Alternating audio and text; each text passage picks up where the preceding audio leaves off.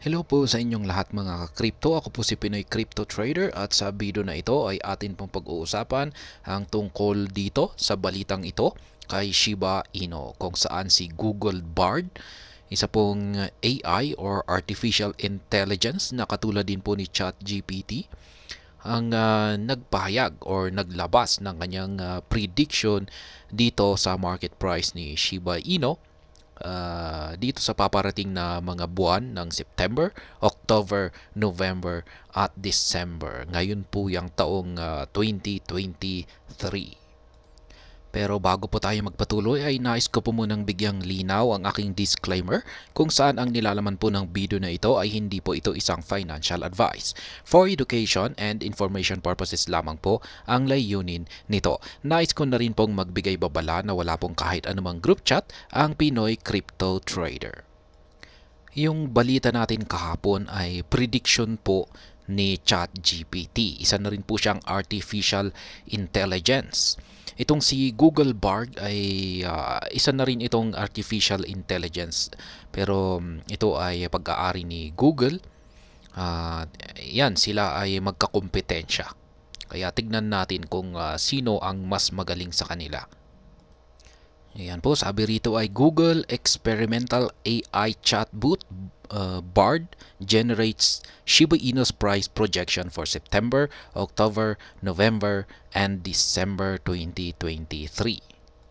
Ayan po, September, buwan ng September. Ngayon po ay September 10. Ayan. At maliban sa September ay sa mga susunod na mga buwan. Ayan, mga October, November, December at hanggang mag next year na yan kasi December. Ayan po yung ipipredict ni Google Bard. Para po sa mga baguhan, isa lamang po itong prediction at lalong-lalo na at ito ay isang prediction mula sa isang artificial intelligence kung saan ay pwedeng hindi po ito magkatotoo. Yan. Pero pwede na rin na magkatotoo. Kaya tinawag itong isang prediction. Yan, o isang hula. Shiba Inu has been trading below 0.4 digits. Ayan, since August 16 due to the market's overall performance. Patuloy lamang daw po na naglalaro ang presyo ni Shiba Inu dito sa ilalim ng presyo na ito. Ayan, meron siyang 40 digits. Mula pa yan noong August 16. Dahil po nangyayari po ito dahil sa performance or sitwasyon ng kabuoang crypto markets natin ngayon. Following the massive plunge of SHIB, investors are curious to know the asset's price performance for the remaining months of the year. Dahil sa malaking pagbagsak sa market price ng Shiba Inu ay maraming investors ang curious o nais nilang malaman kung ano ang magiging performance or magiging galaw ng market price ni Shiba Inu dito sa mga natitirang buwan sa loob ng taon na ito. Bard on AI chatbot developed by Google has suggested a specific price outlook for SHIB in September, October, November, and December. Ayan na nga po, ginamit po si Google Bard ay ang sariling AI na chatbot ni Google kung saan ay meron po siyang inilabas. Yan, tinanong po si AI chatbot at meron po siyang naging prediction dito kay Shiba Inu. Ayan, sa kanyang magiging market price dito sa paparating na buwan, September. Ayan, ngayon po ito, September, October, November, and December. Ayan. Bard's September price projection for SHIB. Ayan, umpisan po natin yung prediction ni Google Bard ngayong buwan ng September. According to Bard, SHIB's price could likely be volatile this month, fluctuating between the levels of, ilang zeros ba to? Ayan, 5 zero digits, tapos 7, and Ayan, 5 zero digits po ulit, tapos 9. It revealed that some experts project a potential price ascent for SHIB to around, ayan, magiging apat na zero digits, tapos 1 by September 2023 if there is a positive sentiment in the market. Sabi daw po ni Google Bard ay ang market price ni Shiba Inu ngayong buwan na ito ng September or Setyembre ay maglalaro lamang ito sa pagitan ng presyong ito. Ayan, 50 digits tapos 7 at 50 digits ang tapos 9. Ayan, sa pagitan po nito ay diyan lamang maglalaro ang market price ni Shiba Inu ayon po kay Google Bard. Pero may ibang mga eksperto raw ang nagsasabi kung saan ay yung kanilang projection naman sa market price ni Shiba Inu ngayong buwan ng September ay maaari raw itong meron daw po itong potensyal na maaring umakyat sa ganitong presyo. Ayan, 4 zero digits tapos 1.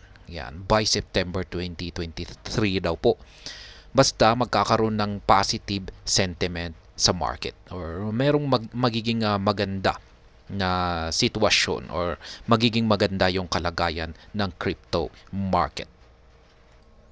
Conversely, others speculate that SHIB could plunge to ayan, 5 zero digits tapos 6 if the bear market continues. At ayan naman po, may iba naman po ang nagsasabi or nag-i-speculate na ang market price ni Shiba Inu ay maaari itong bumagsak sa mababang presyo. Ayan, hanggang dito sa 5 zero digits tapos 6 kung magpapatuloy ang bearish trend or pagbagsak na kondisyon ng market ni Shiba Inu ay ganito po ang mangyayari.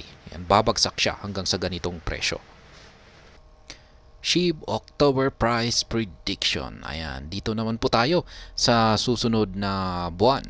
Ayan, ngayong October. Per Bard, market analyst expects SHIB to trade between, ayan, nananatiling 5 zero digits tapos 89. Tapos hanggang ito ay magiging 4 zero digits 116 ayan by the end of October 2023. Ayan po yung prediction ni Google Bard ngayong October 2023. Masasabi kong maganda po yan kung magiging kung aabot yung market price ni Shiba Inu ng 4 zero digits.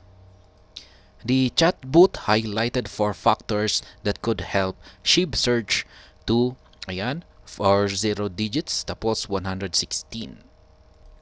Nagbigay daw po ng mga dahilan, ayan, kung bakit maaring umakyat or magkaroon ng price surge si Shiba Inu ngayong buwan ng October sa 4 zero digits 116.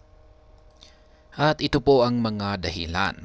Yan, para makaangat yan sa nabanggit na presyo. Yan, mataas na presyo si Shiba Inu. Yan, kailangan daw po sabi rito, they include a bullish market, increased whale activity, widespread adoption, and the rollout of new products by the Shiba Inu team. Ayan, kailangan number 1, kailangan daw pong maging bullish ang market. Pero yan, parang medyo malabong mangyari ito. Kasi talagang overall na market condition natin ay bearish.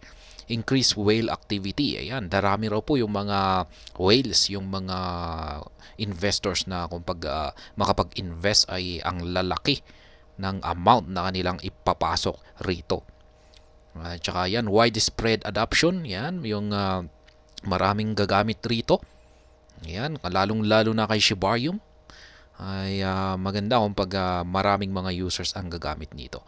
At maliban dyan, pang-apat ay maglalabas sila ng mga bagong products.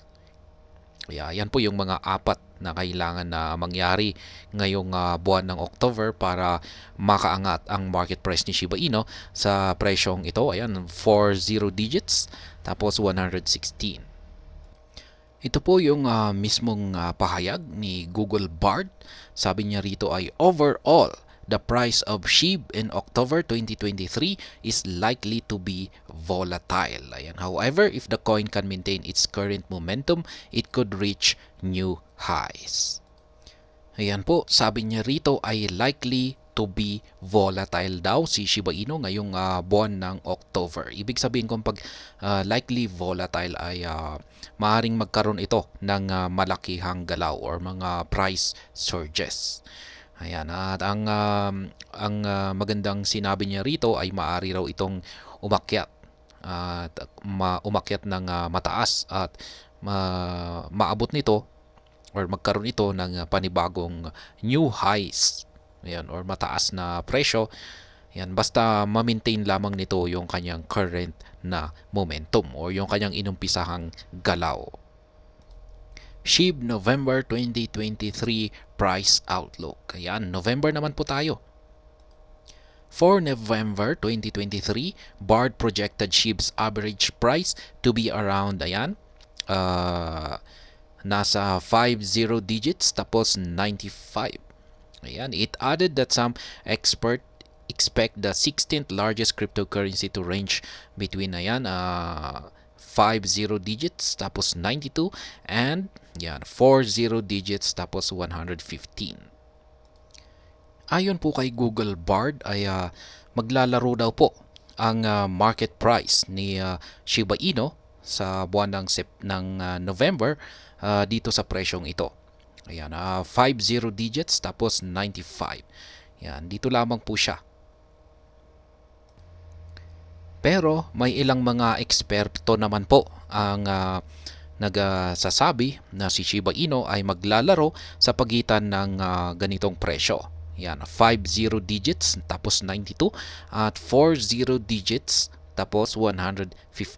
Ayan, maganda po yan kung pag mag-aabot siya dito or aakyat siya sa 40 digits na ito. Per Google's AI chatbot, SHIB's November price will be determined by the forces of demand and supply. Ayon po kay Google Bard, ang magiging presyo ni Shiba Inu ngayong November, ngayong buwan ng November, ay ito po ay nakadepende sa puwersa ng demand at saka supply. Kaya ibig sabihin kung mas maraming demand ay tataas yung market price nito. Kung pag mas marami naman ang supply ay syempre babagsak ang market price nito. At yan, ito po ang sinabi ni Google Bard. Sabi niya rito ay ultimately, the price of SHIB in November 2023 will depend on the overall demand and supply for the token. Kaya yan na nga, yung sinabi natin kanina na demand at saka supply. If there is more demand than supply, the price will go up. If there is more supply than demand, the price will go down. Ayan.